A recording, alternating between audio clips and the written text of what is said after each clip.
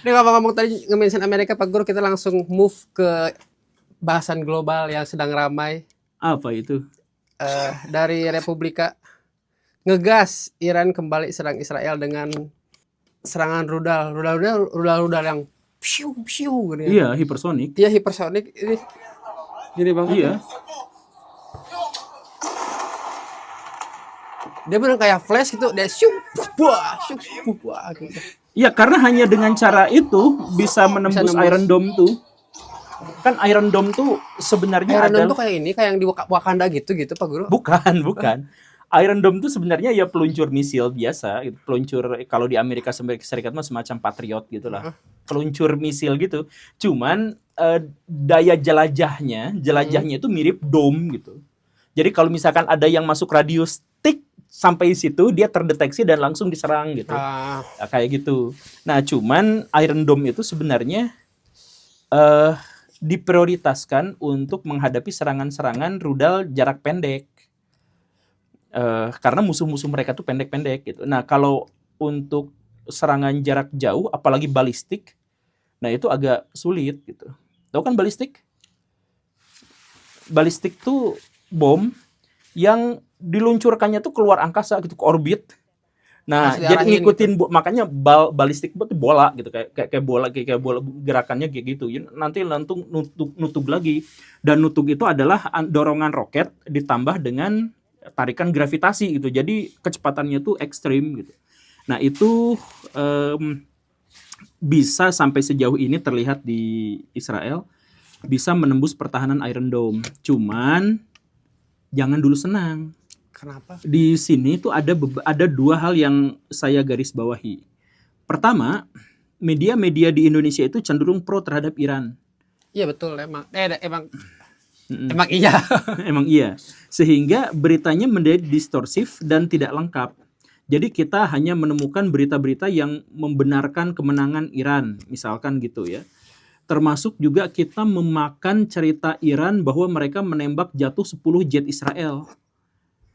Saya sepenuhnya ragu dengan klaim ini. Pertama, klaim itu hanya dikonfirmasi oleh satu pihak. Bukan dikonfirmasi, dinyatakan oleh satu pihak dan tanpa konfirmasi pihak yang lain. Kedua, gambar-gambar yang ditampilkan sudah terbukti yang satu editan. Editan tuh dari pihak resmi si Irannya. Iya, jadi ada pesawat F-35 Amerika Serikat yang jatuh gara-gara kecelakaan di Amerika Serikat. Ada fotonya. Nah, foto puing-puingnya itu dipakai sama Iran. Nah, ini kami telah menjatuhkan ini gitu. Kayak gitu. Nah, yang satu foto itu terkonfirmasi, yang satunya lagi sepertinya beneran, tapi kayak ada bekas editan gitu. Saya bilang saya ragu gitu ya, bukan fix itu begitu, cuman saya ragu. Nanti kita lihat perkembangan selanjutnya lagi bagaimana. Tapi yang jelas F-33 Amerika Serikat generasi kelima itu kayaknya tidak akan bisa dijangkau sama Bavarnya Iran. Kayaknya. Karena teknologi Iran tuh udah jauh turun dari 10 tahun yang lalu. Karena apa? Karena disabotase sama Israel. Tapi Iran juga termasuk negara yang punya kekuatan militer nuklir. Iya, salah satu yang paling kuat di dunia. Iran tuh salah satu yang paling kuat di dunia. Cuman, nah ini yang kedua itu. Coba lihat serangan-serangan Iran, itu tidak presisi. Nyerang kota aja, dem. Sedangkan Israel itu nyerangnya presisi langsung. Di serangan pertama, itu 3 kepala kekuatan militer Iran meninggal. Tewas. Di rumahnya. Jadi benar-benar presisi gitu. Kemudian langsung ke sistem pertahanan, itu langsung ke kawasan nuklir, itu langsung. Nah, kalau misalkan Iran nyerangnya memang dari jarak jauh. Nah, ini perbedaan ya. Coba bayangkan Israel nyerang pakai pesawat, sedangkan Iran nyerang pakai rudal. Apa bedanya? Israel nyerang pakai pesawat.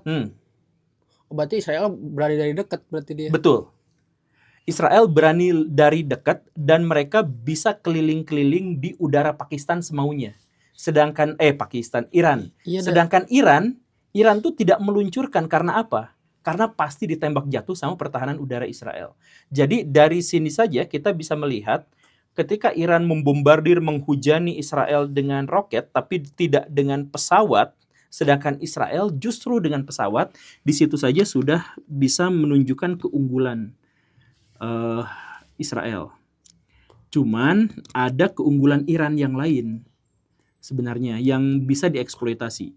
Apa ukuran negara? Bukan. Iran tuh proksinya banyak dan secara teknis mengepung Israel dari semua arah. Misalkan di selatan Houthi anak buah Iran. Di utara Israel Hizbullah itu anak buah Iran. Di tengah-tengahnya orang-orang Hamas itu memiliki kekuatan hubungan yang dekat juga dengan Iran.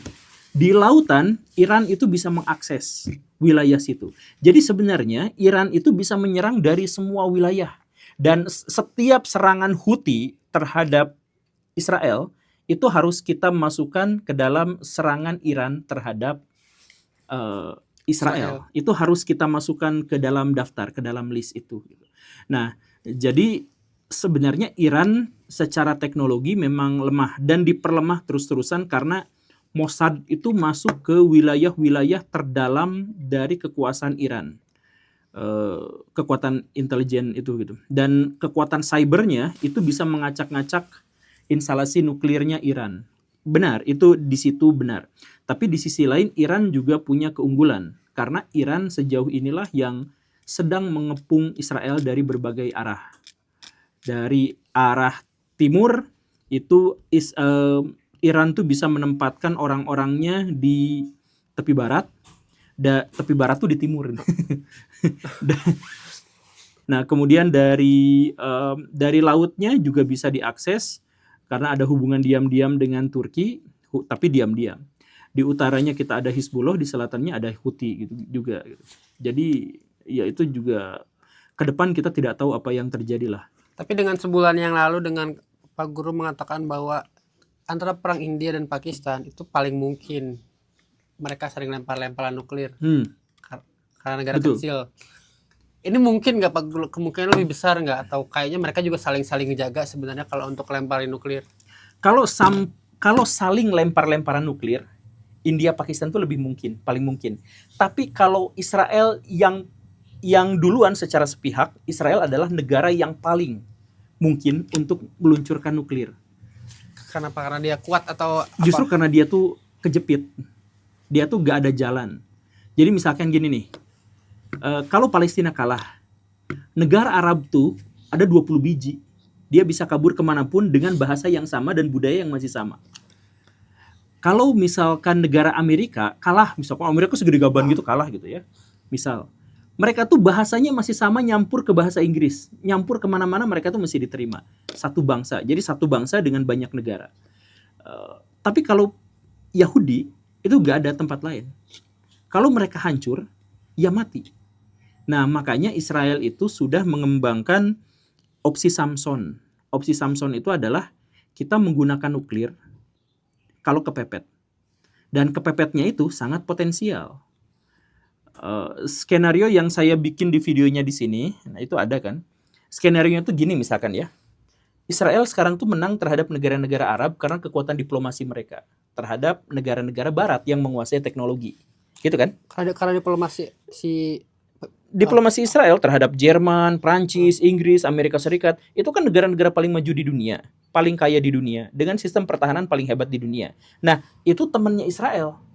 Jadi Israel bisa tuker-tukeran teknologi, Israel bisa tuker-tukeran ilmuwan, bisa tuker-tukeran staf ahli dengan negara-negara itu dengan leluasa. Itu yang terjadi sekarang. Makanya negara-negara Arab nggak akan berani ngelawan Israel. Tapi kalau misalkan masa depan benar-benar terjadi, dengan skenario yang sudah bisa dijelaskan, misalkan Cina menjadi semakin kuat. Kalau Cina menguat, dia tuh oposisi terhadap Barat. Gak mungkin berkoalisi sama Barat. Karena apa? Kan negara Barat sekarang adidaya. Kalau Cina mau jadi adidaya, ya dia harus melawan Barat. Kan begitu kan? Nah, jadi kalau Cina harus menjadi adidaya dan melawan Barat, maka Cina pasti akan berkoalisi dengan negara-negara Arab penyuplai sumber daya gas, penyuplai sumber daya energi. Kan gitu. Itu yang pertama. Kemudian kalau Cina pengen benar-benar menjadi semakin kuat, menjadi semakin besar, maka mereka nggak mungkin berkoalisi dengan Israel yang menjadi pesaing mereka dalam teknologi. mereka akan berkoalisi dengan negara-negara Arab yang populasinya banyak yang bisa jualan ke sana. Coba kalau misalkan mau jadi negara besar, milih kerjasama dengan Israel atau kerjasama dengan negara-negara Arab. Negara Arab punya pasar, punya wilayah, punya energi, sedangkan Israel punya teknologi. Lah teknologi kan musuhnya saya, kan musuhnya Cina, itu kan lawan persaingan dagang di sana gitu. Jadi Cina pasti akan lebih memihak kepada negara-negara Arab. Kalau negara Arab sudah berpihak sama Cina, Cina supply teknologi tempur mereka ke sana, dijadikan bahan uji coba, sekaligus juga jadi fakta pertahanan apa yang tidak disebutkan gitu ya. Makin membesar, makin menguat. Kemarin Jordania misalkan membeli pesawat dari Cina, kemarin Cina lewat ke angkasanya Israel dikawal gitu kan, ngasih sumbangan ke Gaza dan sebagainya. Ini kan benar-benar lampu kuning buat Israel. Israel mungkin masih didukung sama negara-negara barat, tapi kan negara-negara barat adalah sasaran utama dari kebangkitan Cina. Nah, kalau sudah seperti itu bagaimana ceritanya? Israel nanti akan berhadapan dengan Jordania, Suriah, Irak, Iran yang semuanya memiliki teknologi yang jauh lebih maju dan lebih canggih. Ditambah lagi Mesir, ada Turki juga. Turki kan sekarang salah satu kekuatan militer terkuat juga di Timur Tengah sebenarnya. Secara kuantitas lebih kuat daripada Israel. Nah, kalau misalkan sudah seperti itu, Israel kan kejepit. Wilayah Israel itu sangat-sangat tidak ideal untuk pertahanan. Iya. Udah mendekat pantai, dataran rendah, bentuknya memanjang, siga duri, siga cucuk gitu kan, dikelilingi sama musuh-musuh potensial. Udah secara geografis Israel itu udah tidak menjanjikan sama sekali gitu. Nah, kalau situasinya kayak gitu, Israel semakin termotivasi untuk mengaktifkan opsi Samson, yaitu daripada kita mati, sekalian aja mati semuanya gitu. Mati satu, mati semua gitu. Itu Israel tuh gitu. Udah gak ada jalan kalau misalkan mereka kalah tuh. Udah gak, mereka tuh kalah, menyerah itu mereka tuh bukan opsi. Jadi kalau misalkan ada seperti itu, mereka akan gunakan nuklir. Ini minggu pertama perseteruan yang ramai dari Israel dan Iran. Kita lihat update minggu depannya lagi Pak Guru apa yang akan terjadi. Iya. Oke, mungkin untuk hari ini begitu saja Pak Guru. Terima kasih waktunya. Assalamualaikum warahmatullahi wabarakatuh. Waalaikumsalam.